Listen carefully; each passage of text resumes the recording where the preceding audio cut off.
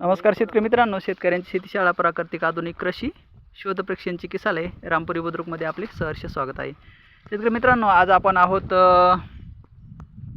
पतिंगराव पोले, मुक्काम पोस्ट आडोळ, तालुका शेनगाव, जिल्हा हिंगोली यांच्या प्लॉटवर.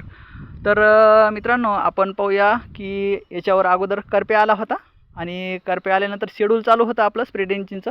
पण स्प्रेडिंगच्या शेड्यूलमध्ये आपण करपा हे तिसऱ्या शेड्यूलमध्ये देतो, म्हणजे ड्रेंचिंगच्या तिसऱ्या शेड्यूलमध्ये. तर याचं पहिल्या शेड्यूलवर शेड्यूल चालू होतं, त्यावेळेस दुसरं शेड्यूल चालू होतं, त्यावेळेस करप्या दिसू लागला. तर पतंगरावजी साहेबांना काय केलं की करपा दिसायला म्हणले साहेब, आणि इमिजिएटली आपल्याला करप्याचं सोल्युशनचं मटेरियल द्या. तर करपा सोल्युशनचे मटेरियल दिलं. तर ते औषध कसं होतं सांगता का तुम्ही?